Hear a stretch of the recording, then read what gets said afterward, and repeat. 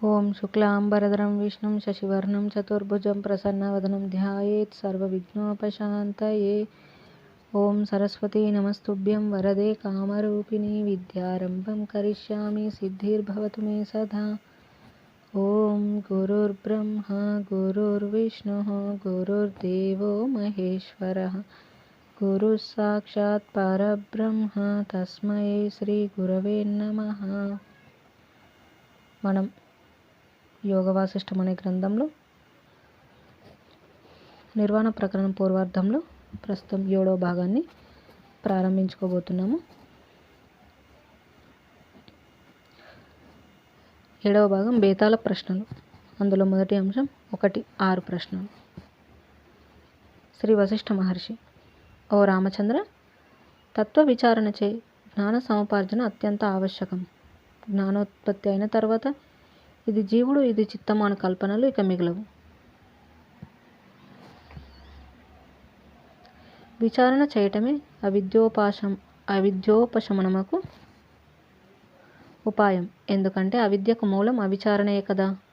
అందుచేత ముముక్షు జ్ఞానోదయ పర్యంతం విచారణ చేస్తూనే ఉండాలి. జ్ఞానోదయమునే మోక్షమని కూడా అంటున్నాం.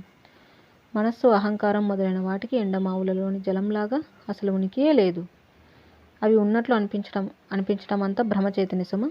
కొంచెం విచారణకు ఉపక్రమించడం జరిగినా సరే అవి లయం పొందుతాయి. ఇక తాత్సారం ఎందుకు? వేదన చెందవలసిన పనేమున్నది? ఈ సంసార స్వప్న విభ్రమం గురించి ఒక సందర్భంలో ఒక బేతాళుడు కొన్ని ప్రశ్నలు ప్రతిపాదించడం జరిగింది. ప్రసంగవశంగా అవి ఇప్పుడు నాకు గుర్తుకు వస్తున్నాయి. శుభకరములకు ఆ ప్రశ్నలేమిటో విను. వింధ్య పర్వత ప్రాంతంలో అనేక జనపదాలు, మహారణ్యాలు కూడా ఉన్నాయి. ఆ ప్రాంతంలో గల ఒకానొక దట్టమైన అడవిలో భీకరమైన శరీరం గల ఒక బేతాళుడు ఉండేవాడు. అతనికి జ్ఞానులంటే మహా ఇష్టం. అజ్ఞానులంటే మహా తిరస్కార భావం ఉండేది. ఒకసారి అజ్ఞానులను మాత్రమే నేను భక్షిస్తాను అనే నిర్ణయం తీసుకున్నాడు. అతడు ఒక కిరాత రాజ్యం ప్రవేశించాడు. మంత్రతంత్రాలపై అత్యంత ప్రవేశం అభిరుచి గల ఆ కిరాత రాజ్యపు ప్రజలు అతనికి బలులు ఇచ్చి సంతోషపెట్టేవారు. అతడు కిరాత రాజ్యంలో అడవిలో గల ఒక మర్రి చెట్టు నివాసంగా ఏర్పరచుకొని తనకు ఇవ్వబడే బలులను స్వీకరిస్తూ అక్కడి ప్రజలకు రోగ విముక్తి మొదలైన సుఖములను ప్రసాదిస్తూ ఉండేవాడు.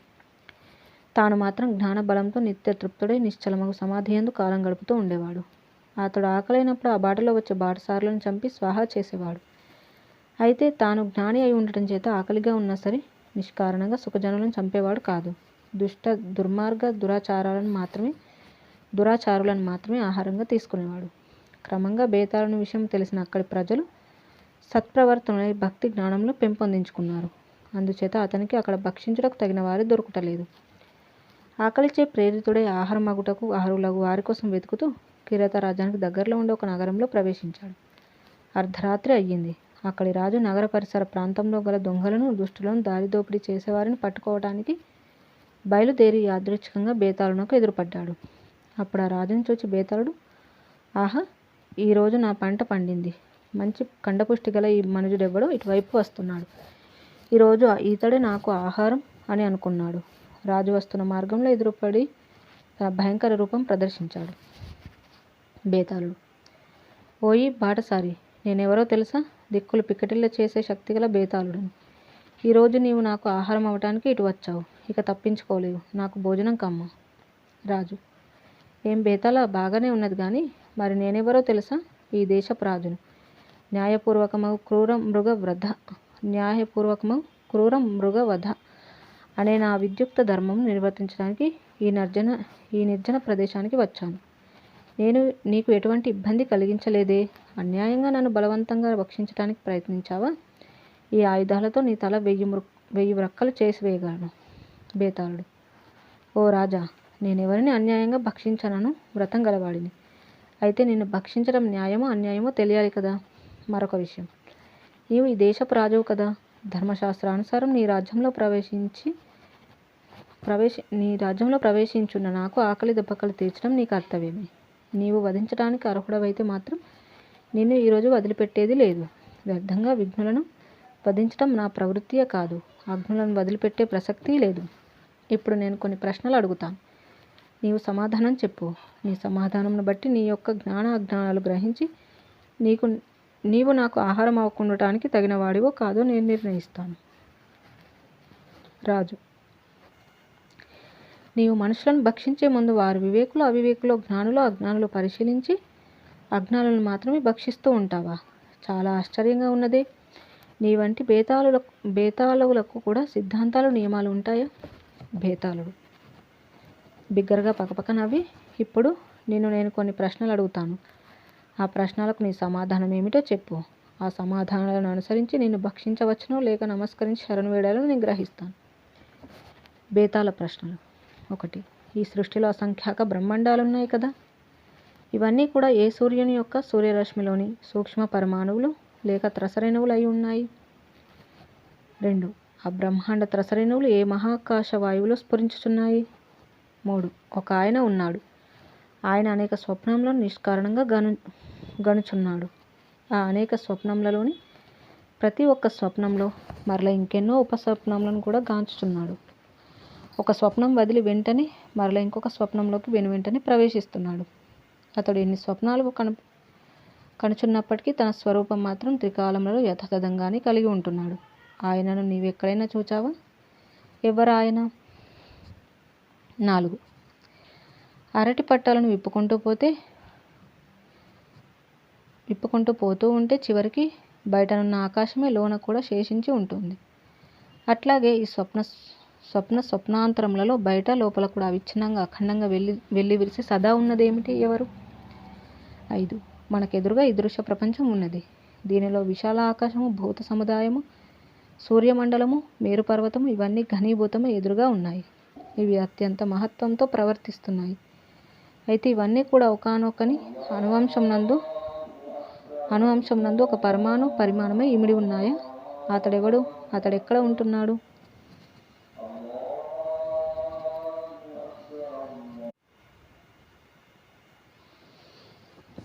6. అవయవరహితుడగు ఒకానొక పురుషుడున్నాడు. ఆకారము అనే వికారం అతని యందు లేదు. అయితే ఏం? ఆయన యొక్క ఒక స్వల్పాంశ ఈ రాళ్ళు, మట్టి, పర్వతము దేహములతో కూడిన పాదార్థిక జగత్తుకు అస్తిత్వం కల్పిస్తోంది. అట్టి అస్తిత్వం కల్పిస్తున్నదెవరు? ఆయనను నీవెక్కడైనా చూచావా? ఓ రాజా, ఇప్పుడు నిన్నొక 6 ప్రశ్నలు అడిగాను. వీటికి నీకు సమాధానం తెలియకపోతే ఆత్మద్రోహి అవుతావు, దేహబుద్ధి పరిమితుడవు అవుతావు. యముడు లోకములను మృంగుచున్నాడు చూచావా? నీవు సమాధానాలు చెప్పకపోయావో నేను కూడా నిన్ను, నీ ప్రజలను చప్పరించి మిరింగివేస్తాను. ఇక నీ ఇష్టం. రాజు ఆ ప్రశ్నలన్నీ శ్రద్ధగా విన్నాడు. అతని పెదములు చిరునవ్వుతో విచ్చుకున్నాయి. ఇక ఒక్కొక్క ప్రశ్నకు సమాధానం ఇవ్వనారంభించాడు. 1వ ప్రశ్న: బ్రహ్మాండములు ఏ సూర్యరశ్మిలోని త్రసరేణువులు? ఒకచోట ఒక ఫలం వ్రేలాడుతూ ఉన్నది. ఆ ఫలమే ఈ బ్రహ్మాండము. ఆ ఫలం నీకు, నాకు, తదితర అసంఖ్యాక జీవులకు ఆశ్రయభూతమై ఘనము, ద్రవము, ఉష్ణము, వాయువు, ఆకాశం అను పంచభూతములను ఆవరణగా కలిగి ఉన్నది. అది జ్ఞానులకు అత్యంత చంచలంగాను, అజ్ఞానులకు ఘనీభూతంగాను స్థిరంగాను అనిపిస్తోంది. జీవుల ఆశ తృష్ణలు ఆ ఫలమును అనంత రీతులుగా ద్యోతకమయ్యేటట్లు చేస్తున్నాయి. కనుక ఆశా తృష్ణలే ఆ బ్రహ్మాండం యొక్క నిజాకారం. అట్టి వేలాది ఫలాలతో కూడిన ఒక కొమ్మ ఉంది. ఆ కొమ్మ కదులుచున్న అనేక చిగుళ్ళు కలిగి ఉంది. ఆ కొమ్మ ఎంతో ఎత్తుగా ఉండి ప్రకాశిస్తోంది. జీవుల భావ పరంపరలు కల్పనయే ఆ కొమ్మ యొక్క వాస్తవ ఆకారం. అట్టి వేలాది కొమ్మలు కలిగిన ఒక మహావృక్షం ఉన్నది. ఆ మహావృక్షం ఎంతో విశాలంగా వ్యాపించి దుర్నిరీక్షమై ఒప్పుచున్నది. అట్టి వేలాది వృక్షములు గల ఒక మహారణ్యం ఉన్నది. ఆ మహారణ్యం వృక్షములతోనే కాకుండా ఎత్తైన పొదలతో దట్టంగా వ్యాపించి చొరరాకున్నది. అట్టివేయగు అనేక మహారణ్య సమూహములతో కూడిన మహోన్నతమగు ఒక పర్వతం ఉన్నది. అట్టి అనేక పర్వత పంక్తులకు ఆకారమైన ఒక సువిస్తార దేశం ఉన్నది. పర్వత పంక్తులకు ఆకారమైన ఒక సువిస్తార దేశం ఉన్నది. ఆ దేశం ఊహకందనంత సువిస్తారంగా ఏర్పడి ఉన్నది. అట్టి దేశములు అనేకం గల మహాద్వీపం ఒకటి ఉన్నది. ఆ ద్వీపం నందు చిత్ర విచిత్రమైన అనేక నదులు, సరస్సులు ఉన్నాయి. ఆ నదీ సరస్సులు నిరంతరం రకరకాల ఆకారములతో కూడిన పుట్టబోవు అనేక ప్రవాహ పరంపరలతో ఒప్పుచున్నాయి. అట్టివేయగు అనేక మహాద్వీపములు తన యందు కలిగి ఉన్న ఒక మహాపీఠం ఉన్నది. ఆ మహాపీఠం అతి చిత్ర విచిత్ర రచన సమన్వితమై ఉన్నది. అట్టి అనేక మహాపీఠములతో సమన్వితమై ఉన్న ఒక మహాలోకం ఒకటి ఉన్నది. అట్టి వేలాది లోకములతో కూడిన భయమును గొల్పు ఒక మహాండ కోశం ఉన్నది. అట్టి వేలాది మహాండ కోశములకు ఆధారమై ఉన్న ఒక మహాసాగరం ఉన్నది. ఆ మహాసాగరం స్పందనారహితమై విపుల బ్రహ్మాండ కోశ జలరాశికి నిలమై ఉన్నది. ఓ బేతాళ, అంతేకాదు ఆత్మవిలాసమైన మహార్ణవం ఒకటున్నది. మనం చెప్పుకున్న మహాసాగర సమూహములు ఆ మహార్ణవంలో చిన్న చిన్న తరంగముల వలె ఒప్పుచున్నాయి. అట్టి మహార్ణవంలో అనేకం తన ఉదరమున కలిగి ఉన్న మహాపురుషుడు ఒకడున్నాడు. అతడు సర్వవ్యాపి అయి మహోన్నతుడై విష్ణువాను పురాణ నామంతో కూడా వెలుగుచున్నాడు. అట్టి వేల కొలది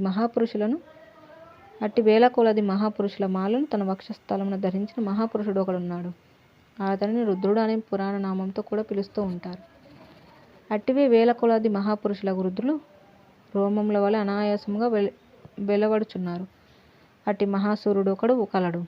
సర్వ ప్రాణులకు ప్రత్యక్షములగుచున్న ఈ బ్రహ్మాండ రుద్రాది కల్పనలన్నీ మహామండల రూపుడగు ఆ మహాసూర్యుని దీప్తులై ఉన్నాయి.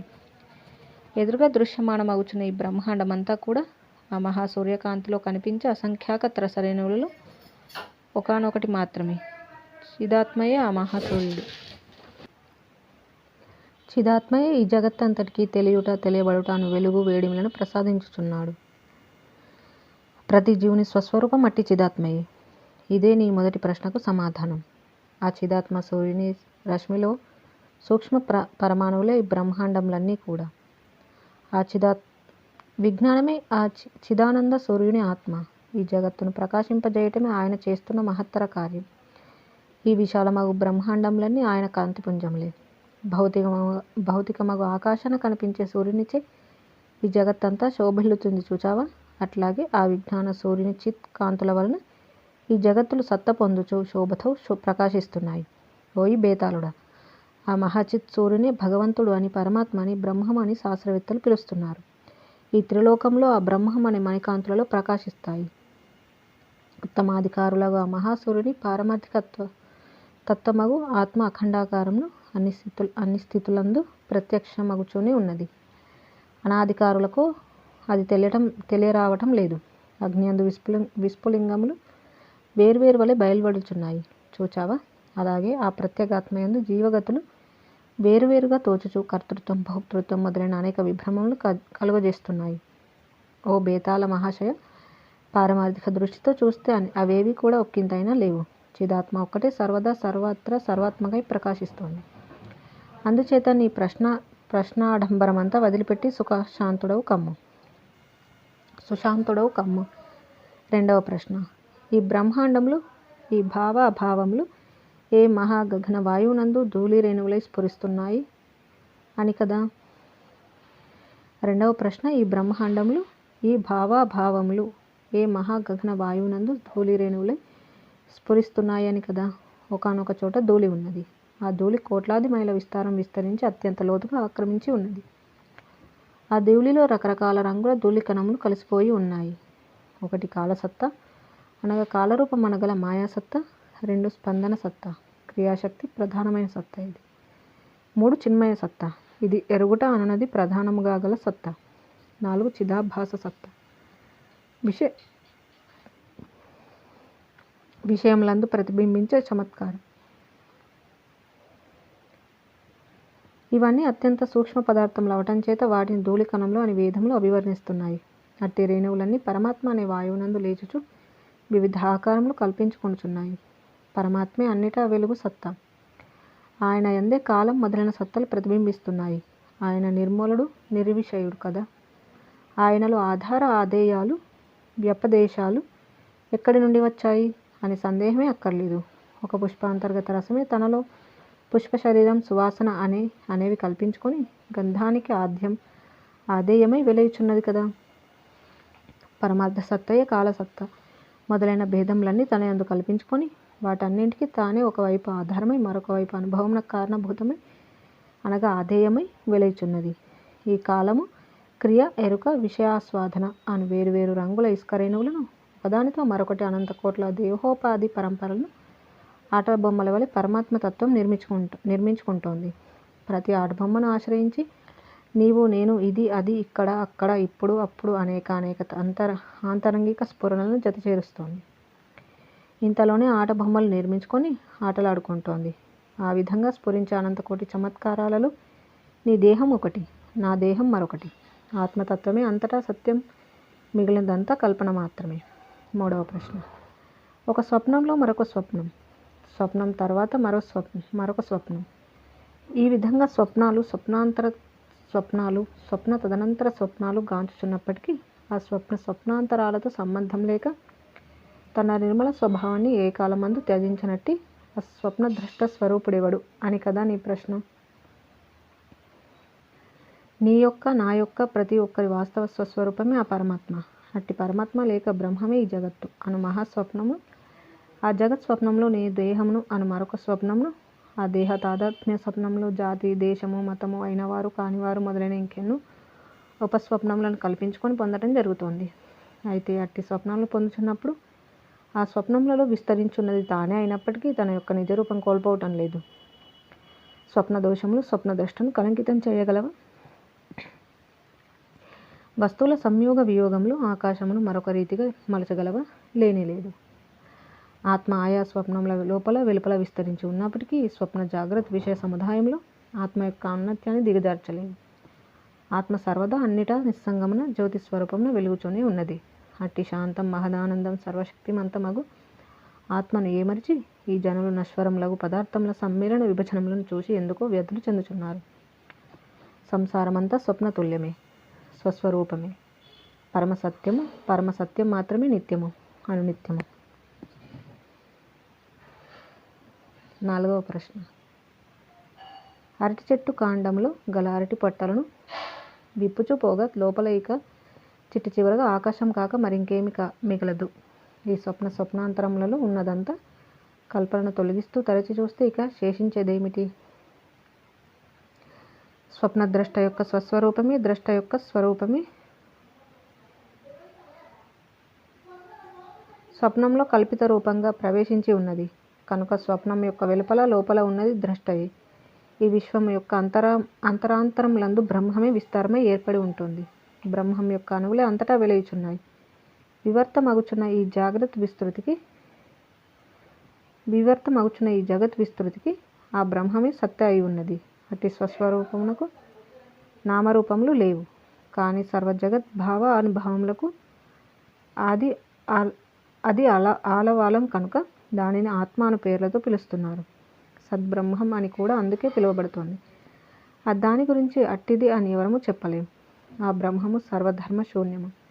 అందుకని పదార్థ వ్యవహారముల దృష్ట్యా అది శూన్యమని కూడా వర్ణింపబడుతోంది. ఈ బుద్ధికి కనబడే వస్తువులలో అది ఏదీ కాదు. ఎందుచేతనంటే బుద్ధిని కూడా గ్రహించినది అది. దాని యందు ఏవీ లేవు.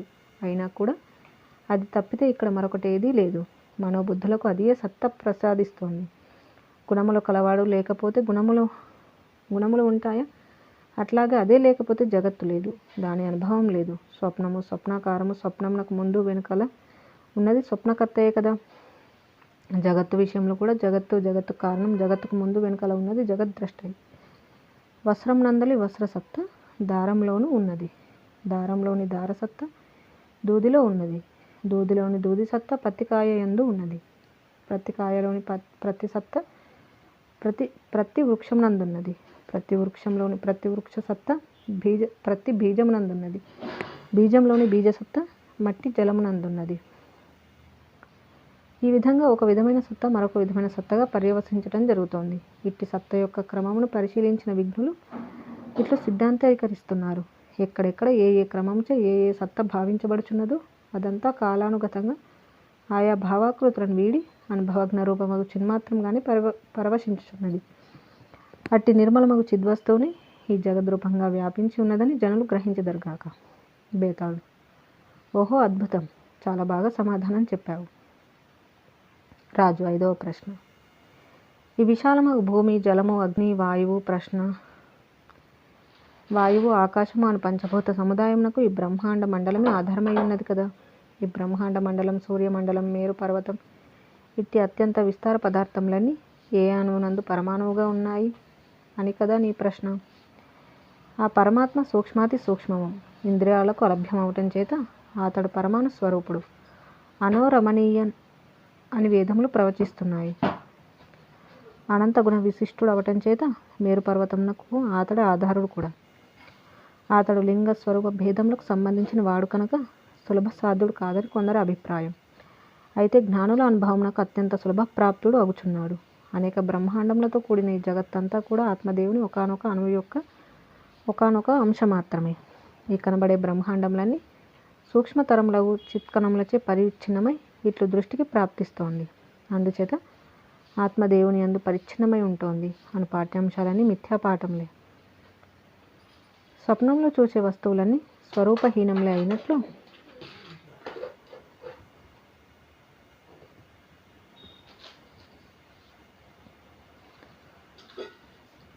ఈ జాగ్రత్త బ్రహ్మాండాదులన్నీ స్వతహాగా చూస్తే అనగా అనునువ సముదాయమే కాబట్టి, భావనానుగతమే కాబట్టి స్వరూపహీనములేనని చెప్పక తప్పదు. కనుక ఆత్మదేవుని యందు ఇది ఒక అణువు వలె పరిచ్ఛిన్నం అనున్నదంతా మిథ్యయే. ఇవన్నీ సూక్ష్మనాడులందు స్వప్న సమయంలో తోచే కల్పిత పదార్థ పరమాణుముల వంటివి. వీటన్నింటి యొక్క అంతిమ స్వభావం బ్రహ్మమే అని జ్ఞానులు దర్శిస్తున్నారు. కాబట్టి ఆత్మయందే ఈ పంచభూతములు బ్రహ్మాండములు ఒక స్వల్ప విభాగమునందు అనుభూతమవుచున్నాయి. కానీ ఆత్మకు విభాగం లేదు, అణువు లేదు, పరమాణువు లేదు. ఇదే నీ 5వ ప్రశ్నకు సమాధానం. బేతాళుడు: ఓ రాజా, నీ సమాధానం యుక్తియుక్తమే. నీవు పరమసత్యమును ప్రకటించుచున్నావని నాకు స్పష్టంగా తెలియవస్తోంది. నా 6వ ప్రశ్న మరొకసారి విన్నవిస్తాను. శిలలన్నీ ఒక చోట కూడితే పర్వతం అవుతుంది. కనుక శిలలే పర్వతానికి అస్తిత్వం కల్పిస్తున్నాయని అందరికీ తెలిసిన విషయం. అయితే ఒకానొక నిరవయవ పరుషుడు శిలలకు తదితర సర్వమునకు తానే ఉనికి అయి అస్తిత్వమును ప్రసాదిస్తున్నాడు. అట్టి రాజాదిరాజైన మహత్తత్పురుషుడు ఎవడు?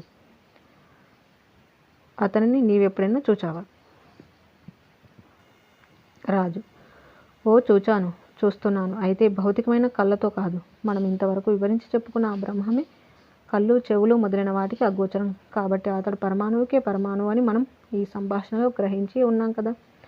అతడు సర్వ వ్యాపి అవటం చేత స్థూలమగు మహాపర్వతం వంటివాడు అని కూడా విజ్ఞులు అంటున్నారు. అధ్యారోప దృష్టికి అది ఆకార అనాకారములన్నింటికీ అవయవం. అపవాద దృష్టికి అది సర్వదా నిరవయవం. అతడే సర్వవ్యాపకుడై నిగడుచున్నాడు. ఓ సాధు, ఈ జగత్రయం అభిజ్ఞాన స్వరూపుని సారమై అతని యందే వెలుయుచున్నది. అట్టి స్వస్వరూపుని సామవేదం మహత్పురుషుడుగా గానం చేస్తోంది. ఓ బేతాళ, ఈ జగత్రయమును ఆత్మ విజ్ఞాన స్వరూపంగా గ్రహించు. ఆ విజ్ఞానాత్మ దేవుడే నీవు, నేను కూడా. అట్టి నన్ను వినష్టమునర్చగలిగిన వారెవరు? నిన్ను స్వస్వరూపానంద దృష్ట వినష్టమునర్చగలిగినది కూడా ఏదీ లేనేలేదు. కాబట్టి నీవు నా ఈ సమాధానం అనుసరించి త్వరగా అనుభవ పదమును అధిరోహింపుము. అట్టు అధిరోహించి సర్వగర్వాలను విడివడిన వాడవై స్వస్వరూపమును అనంత శాంత అనుభవడం కమ్ము. జై శ్రీరామ్. ఈ విధంగా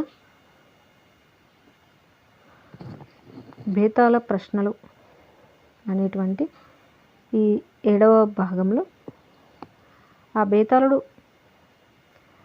తాను ఎవరిని ఊరికనే చంపకుండా తనకి ఆహారంగా ఆ యొక్క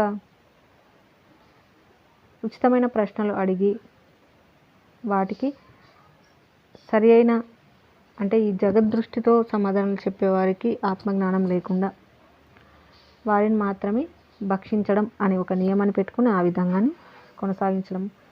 అక్కడ తను ఒక రోజుకు ఆకలిగా ఉండగా ఆ యొక్క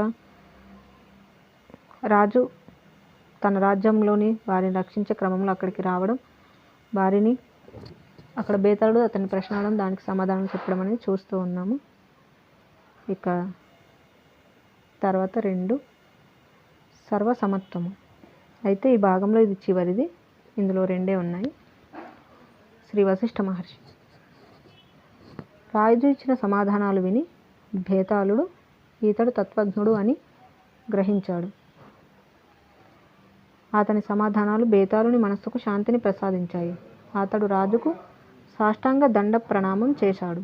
శాంతచిత్తుడై పరమానంద వస్తువును మననం చేసుకోవటం చేత ఆ బేతాళుడు ఆకలిని కూడా మరచి సమాధిని పొందాడు. ఓ రామచంద్ర, ఆ రాజు చెప్పినట్లు ఈ జగత్తంతా చిద్రూప పరమాణువునందే ఉన్నదని గ్రహించు. చిన్నపిల్లవాడు ఒకచోట కూర్చొని, నేనిప్పుడు మా చుట్టాల ఊరు వెళ్ళాను. అక్కడ అక్క, బావ, చెల్లి, అన్న తదితర తోటివారితో ఆడుకుంటున్నాను. ఇటువంటి ఊహలలోకి వెళుతూ ఉంటాడు. ఇంతలో ఒరే ఎక్కడున్నావురా అంటే ఎక్కడున్నావురా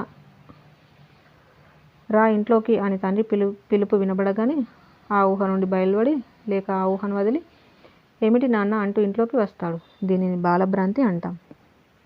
ఈ విశ్వమంతా బాలభ్రాంతిలాగా జ్ఞాన విచారముచే తప్పక ద్రష్టయందు విలీనమైపోతుంది. చివరకు పరమపదమే శేషిస్తోంది. కనుక ఇక నీవు నీ మనస్సును ఈ విషయముల నుండి, దృశ్య సమూహముల నుండి త్వరగా వెనుకకు మరల్చుము. నిశ్చలాత్మకమగు ఆత్మబుద్ధిని ఆశ్రయించు. అట్లా ఉంటూనే స్వాభావికంగా నేను సమీపించే కర్మలను, వ్యవహారములను నిర్లిప్తుడవై ఆచరించు. ఓ మననశీల మనస్సుచే మనస్సును ఆకాశం వల్ల నిర్మలం చేయి. ఏకైక వస్తువు అయ్యున్న ఆత్మయందు వృత్తులన్నీ లయం చేసి ప్రశాంత చిత్తమును సంపాదించుకో. అట్టి ప్రశాంత చిత్తముచే నీవు సర్వత్రా బ్రహ్మభావమును దర్శించి తద్వారా సమదర్శివి కమ్ము. మోహశూన్యుడవగుము. యథాప్రాప్తములగు విషయములను నిర్లేప బుద్ధితో అనుసరించేవారు భగీరథుని వలె అసాధ్యమగు దానిని కూడా తప్పక సాధించి తీరుతారు. ఎవడైతే పూర్ణముగా శాంతచిత్తుడై పరితృప్తాంతఃకరుణై ఆత్మయందు ఆత్మచే నిత్యతృప్తుడై వెలయుచున్నాడో అతనికి అత్యంత దుర్లభమైన అభిష్టములు కూడా సిద్ధించగలవు. గంగావతరణలో భగీరథుడు, సగరుడు మొదలగు వారి చరిత్రలే అందుకు అదృష్టాంతం. కాబట్టి రామ, నిర్విచారుడవై ఇక ఆపై సర్వక్రియాశీలుడవగుచుండుము. సర్వసమత్వమును అధిరోహించి యథారీతిగా సర్వకార్యములు నిర్వర్తించుము. జై శ్రీరామ్. ఈ విధంగా మనకి సర్వసమత్వము అనే విషయాన్ని గురించి తెలియజేశారు. దీంతో ఈ 7వ భాగం అనేది పూర్తయింది. ఇక మిగిలిన అంశాలు మళ్ళీ తెలుసుకుందాం. ఇంతటితో ముగించుకుందాం. జై శ్రీరామ్. కాయేన వాచా మనసేంద్రియైర్వా బుద్ధ్యాత్మనా వా ప్రకృతే స్వభావాత్ కరోమి యద్యత్ సకలం పరస్మై నారాయణాయేతి సమర్పయామి. స్వస్తి. ఓం తత్సత్.